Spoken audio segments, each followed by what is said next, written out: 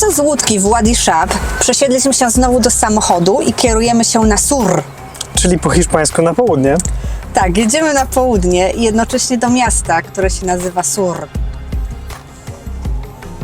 Trochę przed nami dotarli tam Marco Polo i Ibn Battuta, arabski podróżnik z Tangeru.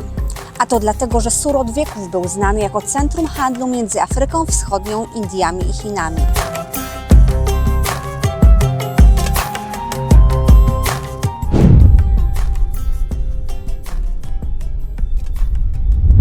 Do miasta docieramy już po zmroku. Szybko meldujemy się w hotelu i zaczynamy zwiedzanie od tradycyjnego suku. Suk jest tradycyjny bardziej z nazwy, bo to, co możemy podziwiać tutaj, to całkiem niedawna rewitalizacja z początku 2022 roku. Na pewno tradycyjna jest natomiast herbatka Karak, za którą się właśnie rozglądamy. Słuchajcie, no więc zdobyliśmy herbatę. Herbata Karak, która jest w zasadzie Lokalną tym samym wersją masala chai. masala chai, tak. Trochę mniej przypraw, trochę mniej ostra, ale na pewno jest mleko, cukier i cynamon i chyba kardamon. Pomimo takiej świeżej scenografii możemy już zauważyć, że Sur to bardziej konserwatywne i tradycyjne miasto niż Muscat. Większość sklepów w tych uliczkach oferuje stroje i konfekcje dla kobiet, ale wśród sprzedawców mamy tylko mężczyzn. A oprócz rodzinki z Włoch, którą już drugi raz minęliśmy, jesteśmy jedynymi turystami na suku. Cały czas towarzyszy nam zapach kadzidła. No już tak z daleka byliśmy w stanie wyczuć woń kadzideł. No i proszę, znaleźliśmy winowajcę. Zwróć uwagę na dress code w tym sklepie. Ja nie wiem, czy ja nie widzę kolejnej herbaciarni. Zatrzymaliśmy się przy herbaciarni, no i tutaj panowie nas zaprosili, żebyśmy usiedli obok nich. Są bardzo serdeczni, spytali się, skąd jesteśmy. No i być może nawiążemy tutaj też jakiś dialog z nimi. Zamówiliśmy sobie po herbacie, okazało się, że jest tak dobra, że od razu żeśmy domówili po następnej. A teraz do nas wjechały właśnie lokalne słodycze, więc spróbujemy zaraz tych smakołyków i wam powiemy, co o tym sądzimy. No ale wygląda smakowicie, jest na pewno bardzo słodka i kaloryczna. Tak, to są takie małe pączuszki polane jakimś syropem. Słuchajcie, to jest to miejsce, gdzie wylądowaliśmy na herbatce i na słodyczach. Super miejsce naprawdę, więc jak kiedykolwiek tutaj będziecie, to naprawdę warto odwiedzić.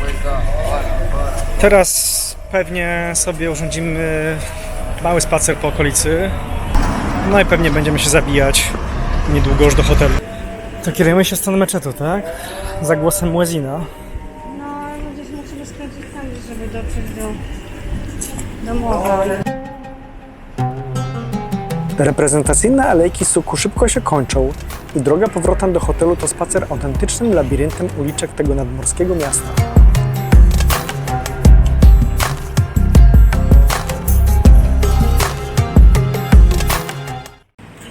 Wstąpiliśmy do knajpki, to jest tuż obok naszego hotelu. Udało nam się dogadać tutaj z właścicielem, więc bierzemy dal, jakąś tam wołowinę plus sałatki, herbatę, tak wygląda dal. Sałatka, moja wołowina. Zamówiliśmy do tego jeszcze 2 herbaty. No i zaraz zaczniemy konsumować. Więc słuchajcie, już jest po uczcie. Jesteśmy zadowoleni. Trochę żeśmy naładowali akumulatory. No i w międzyczasie żeśmy postanowili, że pójdziemy na jeszcze jedną herbatę, tylko już gdzieś indziej. Zapłacimy rachunek i ruszamy w drogę. No to jest właśnie ta restauracja, w której byliśmy. Tutaj panowie sobie piją herbatkę. Tak się odbywa życie lokalne. Tutaj mamy mały meczet. A tutaj mamy Karak Shop, gdzie będzie ostatnia herbata na dobranoc. A my widzimy się jutro. Rozpoczynamy nasz 4. dzień. Jesteśmy w dalszym ciągu w mieście Sur. Postanowiliśmy przyjść na małe śniadanie do knajpki, w której wczoraj byliśmy wieczorem. Zamówiliśmy omlety z chili. No dobra, właśnie wjechały omlety. Wjechały również pitki, sałatka z pomidorów i cebuli, woda, fantastyczna czarna herbata z miętą. Poprosiliśmy, żeby była bez mleka. No cóż, zaczynamy śniadanie i zobaczymy, jak to smakuje. Smacznego. Słuchajcie, moment jest naprawdę rewelacyjny. Tego nam brakowało.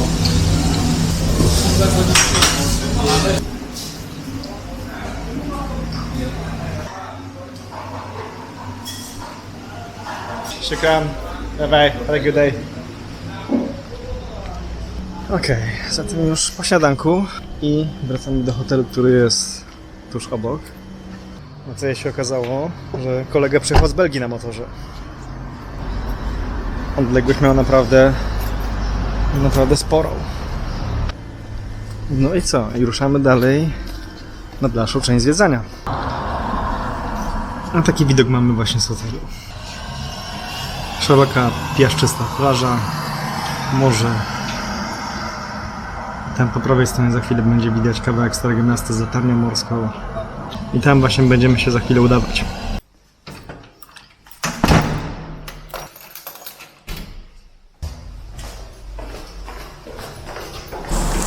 Spakowani na pustynię.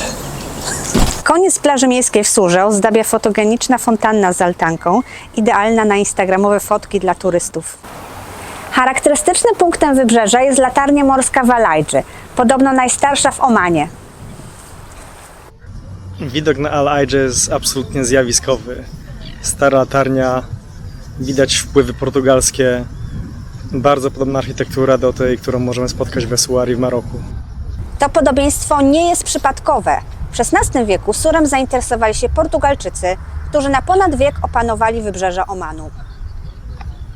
Już w VI wieku Sur stał się centrum handlu z Afryką Wschodnią. Stąd rozwinął się tu ośrodek produkcji łodzi dał, tak jak te pod mostem, a za mostem jest stocznia, bo ciągle trwa tutaj produkcja łodzi. Sur też zasłynął niechlubnie jako ośrodek handlu niewolnikami. Sama Al-Aidża to obecnie przedmieścia Suru z historyczną zabudową, ale jeszcze na początku XX wieku było to terytorium plemienia Bani Buali, które miało kosę z rządzącym w Surze plemieniem Jarabi. Żeby ich przekonać do współpracy, na początku XX wieku ówczesny sułtan musiał poprosić o pomoc brytyjskiego rezydenta w Zatoce. Przez wieki Sur z Al-Aidżą łączyła, bądź bardziej dzieliła zatoka, ale od 2009 roku łączy je jedyny most wiszący w Omanie. Chodźcie, pójdziemy zobaczyć, jak obecnie powstają łodzie dał.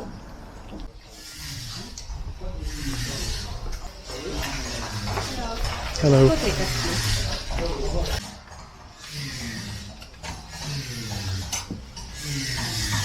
Teraz pokażemy Wam, jak powstają tradycyjne okręty dał.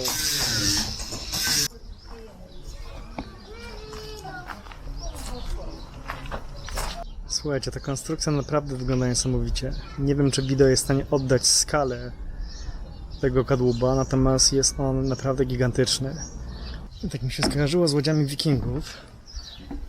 Nie wiem, czy to jest akurat trafne porównanie, ale... Jeżeli dobrze pamiętam, to z drewna tekowego jest kil i kadłub, a te żebra są już z innego, jakiegoś omańskiego drewna. Natomiast rzeczywiście możemy tutaj zobaczyć, jak metodą tradycyjną wykonywane są te łodzie. One podobno powstają bez planu na tak zwane oko. I tak jak mówiłeś, że 2 takie statki powstają na rok, tak? Tak mówi przewodnik po Omanie. No, ale ty cytowałeś przewodnik, więc dlatego się na to powołuję. W każdym razie słuchajcie, no wygląda to niesamowicie. Wszystko jest wykonywane ręcznie. Tak to miało miejsce wieki temu. Przed chwilą było słychać, że panowie tutaj stukali młotkami i praca się odbywała tak. Dokładnie tak. Mam wrażenie, jakbym się cofnął o paręset lat wstecz. Naprawdę, to miejsce robi niesamowite wrażenie. Zapach drewna, świeżego drewna, z którego powstają elementy tych okrętów, dodatkowo potęgują to niesamowite odczucie. Tutaj, jak widzimy, panowie właśnie wykonują elementy kadłuba. I zapewne wygląda to tak samo, jak to miało miejsce kilkaset lat temu. Dlatego proces tworzenia takiego okrętu jest bardzo długi.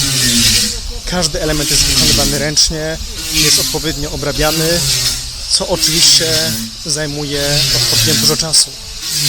Natomiast na efekt końcowy przyjdzie nam zapewne jeszcze poczekać kilka miesięcy. Natomiast już teraz pewnie jesteśmy w stanie sobie wyobrazić, jak ten okręt będzie wyglądał docelowo.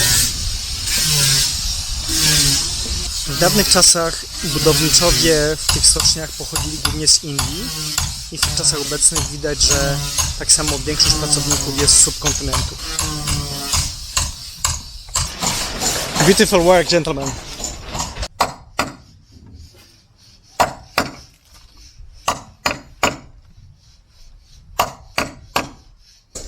Tutaj koledzy Nie wiadomo, czy są częścią zespołu, może to kierownicy, bo generalnie leżą, nic nie robią.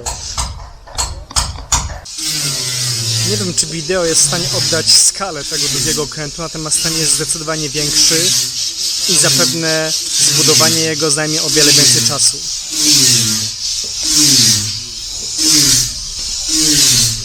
Nie wiem jak tyle, ja czuję takie świeże drewno tutaj od tych wszystkich elementów drewnianych, które są wykuwane i ciosane z tych wielkich kawałków drewna, które tutaj leżą.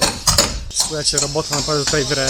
Widać, że panowie się tutaj mocno odbijają z pracą i wszystko na to wskazuje, że być może za jakieś parę miesięcy to skończy. Myślę, że chyba się zaopatrzymy w takie kieliszki. Nie, Magda? Myślę, że to jest akurat suwenik dla nas. To jest coś dla nas, tak.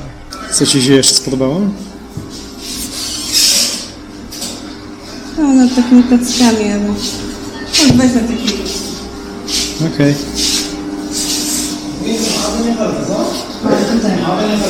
Już to jest taka.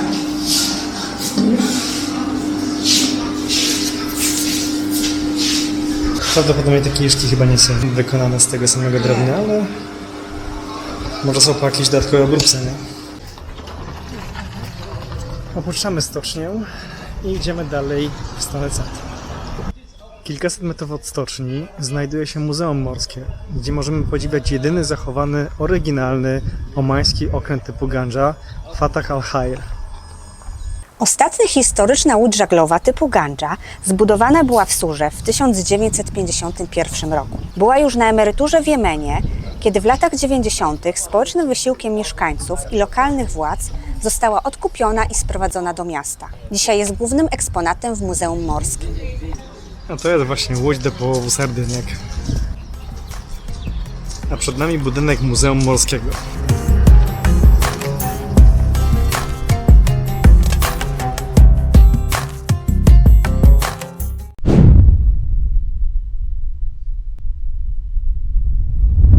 No, to jedziemy na pustynię. Zabraliśmy się tutaj z właścicielem całego tego kampu.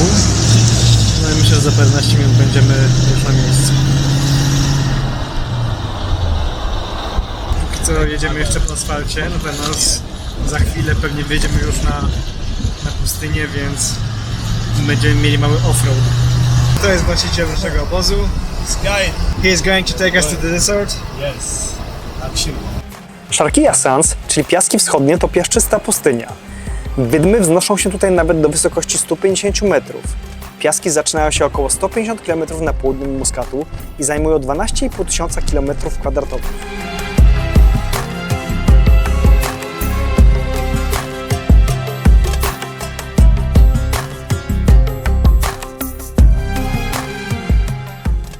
My camp have high dunes. This High problem, dunes, okay. yes, you go Uh-huh. this up. And your car, I don't know. All the day I have customer in Poland. All the day. good. And family and like this, familia.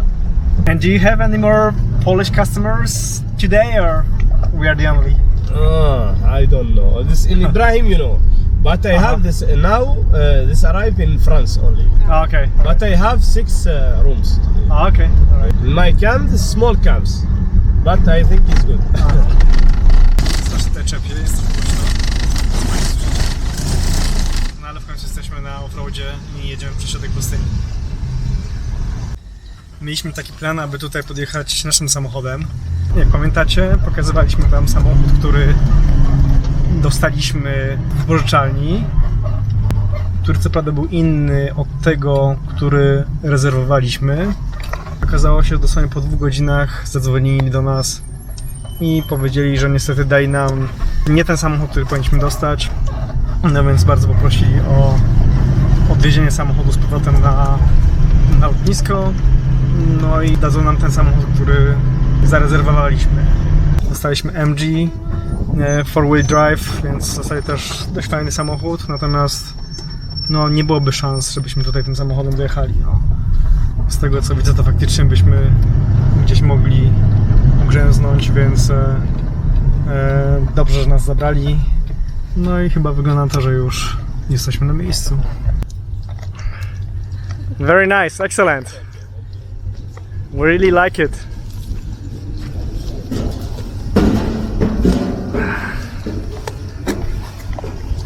Słuchajcie, no widok jest fantastyczny. Pustynia. Piaski dookoła. Dokładnie to, czego chcieliśmy. Szybko wam pokażę dookoła, jak to wygląda. To jest nasz namiot. A tak wygląda środek. Jedno łóżko. Łóżko podwójne. Jest tutaj rzeczywiście bardzo gorąco, ale naprawdę atmosfera jest fantastyczna. No i oczywiście zapach kadzideł. Igor, byłeś już w toalecie? Nie. Ale to musisz się posmarować kremem przeciwsłonecznym. O, wow. Jest muszla, jest umywalka, jest woda, natomiast nie mamy dachu. Jak? No zimna. No ale za to grzeje ci z góry słońce, bo nie ma dachu. Wtedy się kąp w takim razie już ci nie przeszkadzam.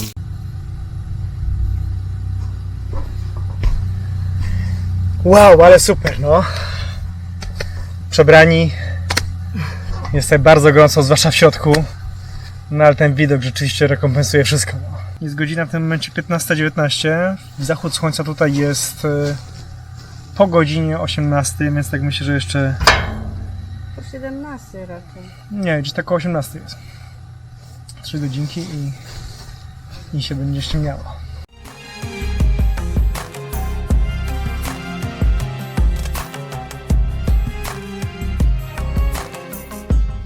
Okej, idziemy się napić herbaty. Dostać się do niego namiotu, który jest tutaj kawałeczek dalej. A przy okazji zobaczymy wielbłąda. Cześć kolego. Jak się masz? No nie jest gadatliwy dzisiaj.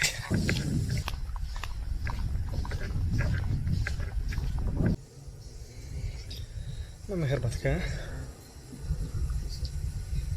Jak tak ciepły dzień, to daje dobry wybór.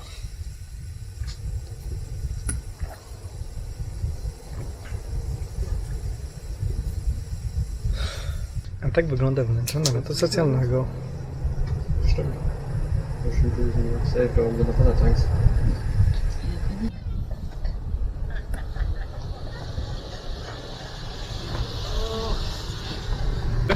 How is the dessert? Excellent. Good. Come on, right? To co, kolacyjka na pustyni, tak? Obiecali ci Magdę, że mało coś wegetariańskiego. Prawie wszystko, oprócz tego z mięsem. Zabłąkany kierowca. Wyczuł jedzenie, że już przyjechał. No co my tutaj mamy? Widzimy, że jakiś taki chyba ryż z mięsem jest, nie? To jest ten makaron. Pasta podobno miała być wegetariańska, no to nie. Tam są dalej jakieś takie kawałki mięsa, pitki. Na końcu masz chyba jakieś fasolki, tak mi się wydaje, nie? No bądźcie, że wygląda bardzo smakowicie, prawda? Warto było nie jeść cały dzień.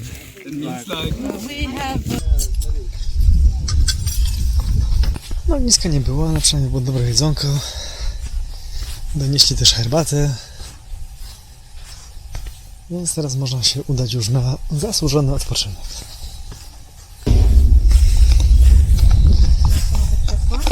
Co? Nie, no jeszcze sobie posiedzimy w tej chwili. No dobra kochani, to by było na tyle.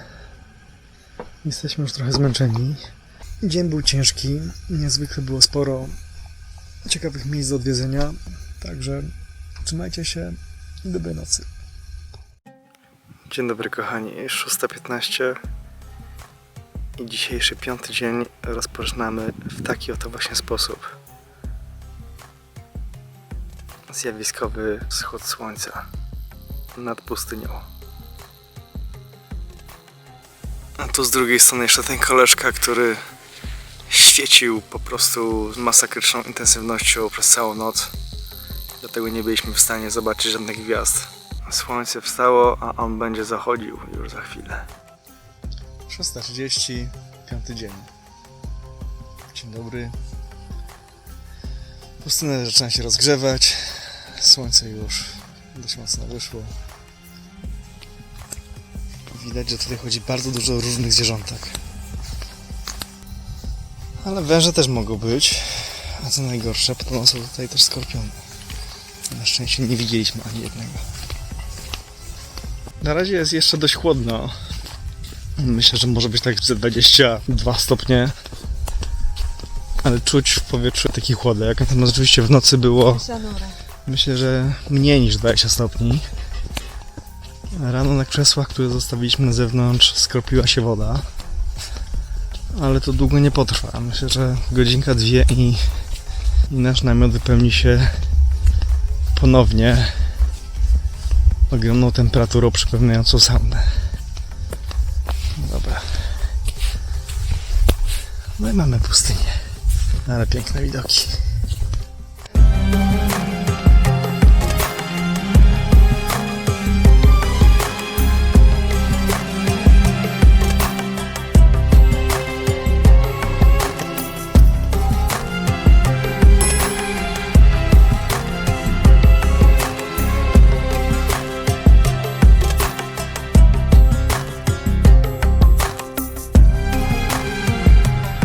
Tam po lewej stronie jakaś chyba góralska chatka, nie?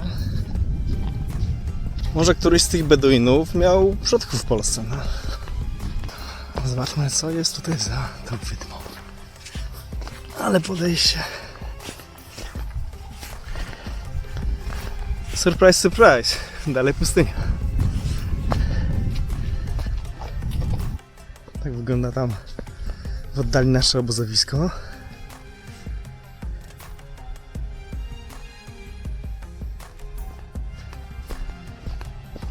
Podejdziemy jeszcze pod te kontenery, z których prawdopodobnie jest dostarczana woda do wszystkich namiotów, które znajdują się poniżej.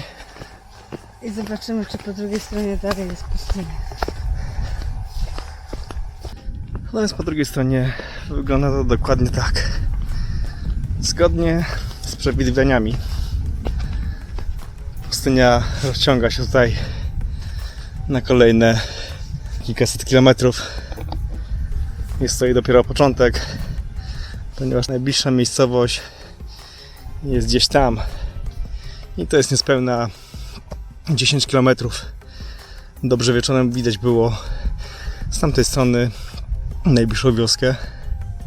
No i niestety, zgodnie z przewidywaniami, ten sprzęt już padł. Bateria się wyładowała, więc użyjemy w tym momencie telefonu, aby pokazać Wam trochę więcej naszego obozowiska.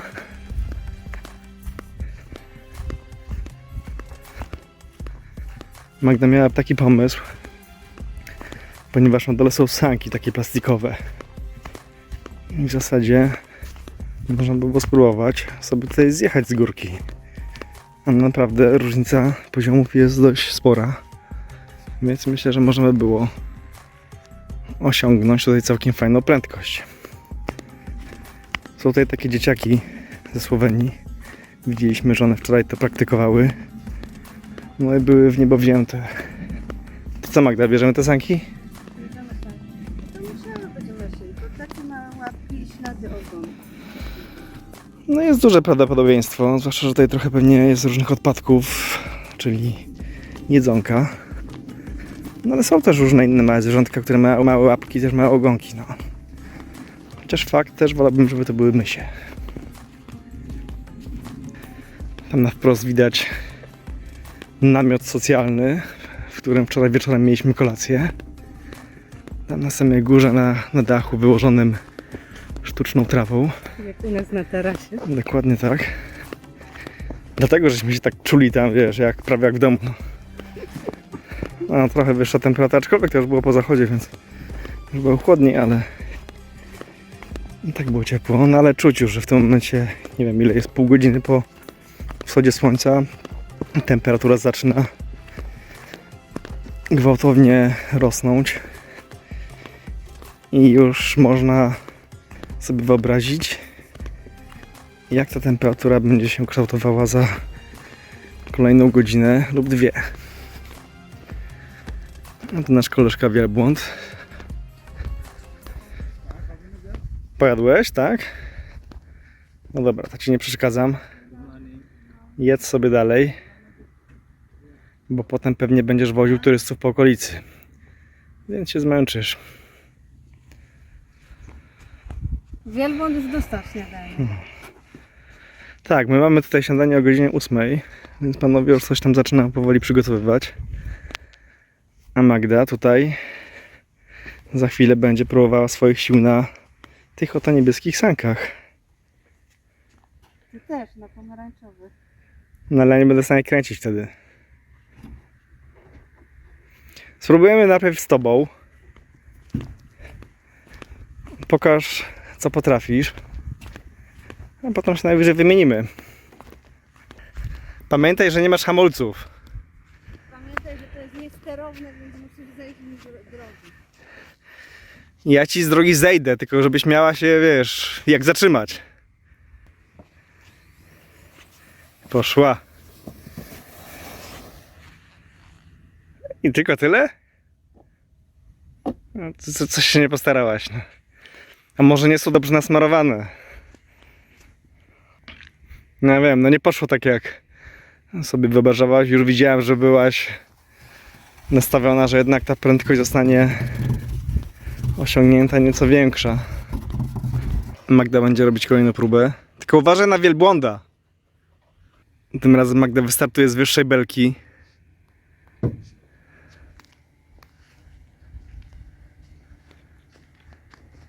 Widać tą złość, że nie poszło poprzednim razem, więc teraz jak ruszy, to może poproszę tych chłopaków na dole, żeby cię tam, wiesz, wyhamowali jakoś. No, ogień.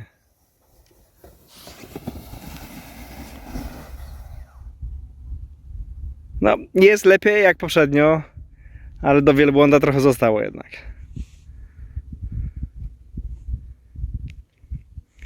Nie, trzeba im powiedzieć, żeby jakoś się smarowali, no bo to faktycznie widać, że... Teraz twoja kolej. No dobra.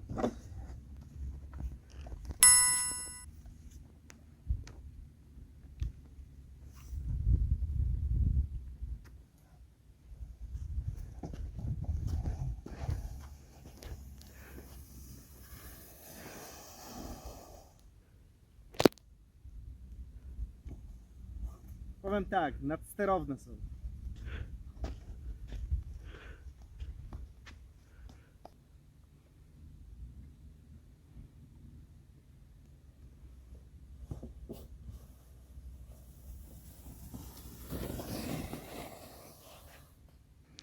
Zajmiemy się czymś innym.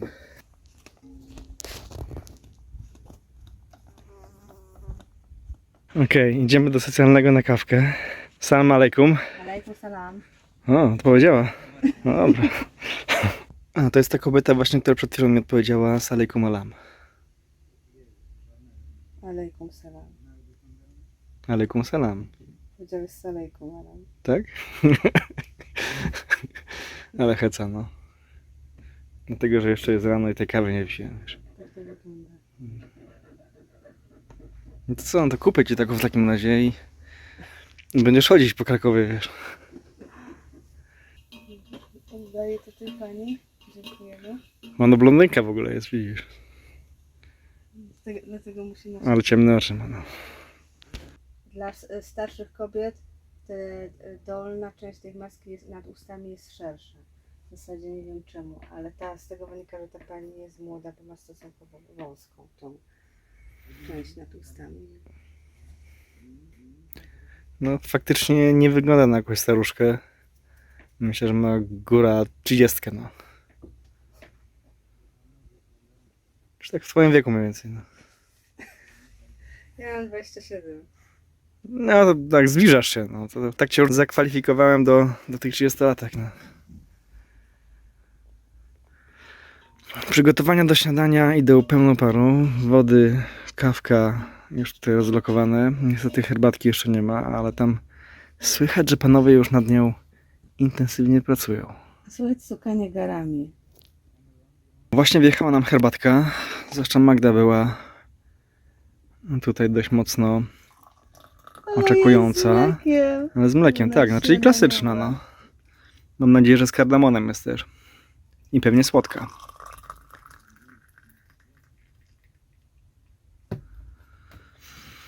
Co my tutaj mamy? Pomidorownicę, czyli jajka z pomidorami, z tym, że ilość pomidorów jest zdecydowanie większa jak jajek. Jajeczko na twardo. To są jakieś fasolki w sosie curry. Groszek zielony. Groszek w sosie curry. Pita. Ogórek. Pomidor. Tradycyjna herbatka. Co ciekawe, jak już tu dostajemy tutaj łóżkę i widelec, że nie są dostępne. Może po prostu nie chcą, żeby goście sobie zrobili krzywdę, wiesz. Widelce też nie można robić krzywdy. Tutaj temu przybytkowi mówimy do widzenia. Znowu się zaczyna robić gorąco, więc o wiele przyjemniej jest na zewnątrz, pomimo tego, że słońce praży, ale jest po prostu chłodnie, jest lekki wiaterek i jest przyjemnie. Ostatni kadr na okoliczną pustynię. Musimy poczekać na auto jakieś, które wróci, No bo tak. na razie nie ma żadnego. Więc tak jak mówi Magda, musimy poczekać, aż przyjedzie transport, który nas zabierze do miasteczka, tam gdzie zostawiliśmy samochód.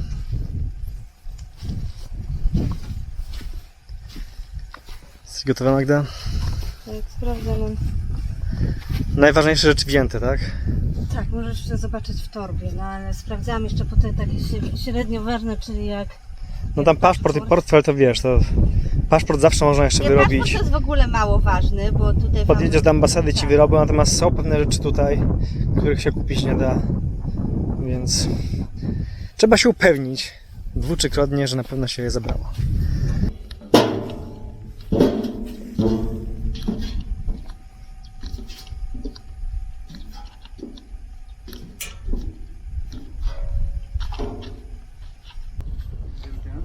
Hello.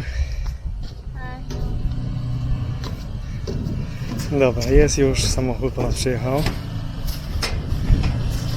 Hello. Very good. Because already I have the mix for this Okay. All right. and you tell Salim. Okay. All right. Perfect. Yeah, with Salim. With Salem. Okay. All right. Yeah, but your bags here and Mhm. Yeah, 4 minutes he will come. yeah. Okay, no worries. Thank you very much. Thank you. Shukran. Okay, sure. Bye bye. I'm just going to have a quick look if we took everything. No dobra. Wygląda na to, że wszystko mamy. Właśnie przejechał po nas drugi jeep. Jeszcze ostatnie spojrzenie, czy przypadkiem o czym żeśmy czegoś nie zapomnieli. Bagaże nam się pakują. Hello. Yes, hi, how are you? Very good. Finish. Yeah, Like unfortunately. it or not? Yeah, we liked it a lot. It was really perfect, you know. Thank you. So we really enjoyed it. We're going to share the information, you know, on our channel. Yeah. So we're gonna recommend your camp for sure. So thank you very much, and let's get back to our car, right? Yeah. Okay. Thank you. Thanks for your help. Take care. Bye bye. YouTube? Yeah, we have channel. Come on. Thank you very much. Who do we need to pay to? With the owner. Do you? Okay. the boss. You are the man. Okay. All right. Yeah, how is And- the dessert and how is the camp? You like it? Camp is perfect, really. You know, we are so happy, and the food was excellent. Yes. You know, this morning we saw the sunrise, so we woke up like 6 o'clock. You know, it was a bit chilly, during the night, but that's the beauty of it, Right now it's so cold, Yeah. so Thank it's, you, thank you. It's a perfect place. Thank you very much. It's my honor being here with you guys here, and This is your country and it's your home. Every time you can. this is how I'm feeling here. So honestly, it's really much appreciated. Thank you very much for your hospitality, for everything. Thank you. Bye bye. يلا سلطان جدوا قال لك يبي يروحوا let's go. Wracamy do miasteczka, gdzie nocował nasz samochód. Oaza Bidia ulokowana jest niecałe 1,5 godziny drogi od Suru i jest punktem przesiadkowym na pustynię. Na południe od Bidii rozciąga się cała metropolia pustynnych obozów. Od tych najprostszych, dość autentycznych, po prawdziwe glam campy z basenami i klimatyzacją. Wszystkie są łatwo dostępne do wyboru na popularnym portalu turystycznym. Mają sprawnie zorganizowany transport i kontakt z obsługą przez WhatsApp. Zupełnie inaczej niż w przypadku noclegów w obozie na pustyni Arab al-Hali, na granicy z Arabią Saudyjską. Ale o tym już w następnych odcinkach.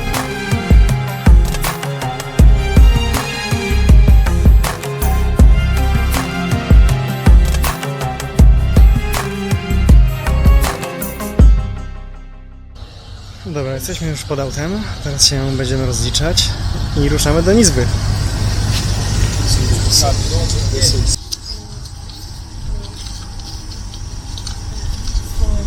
$54.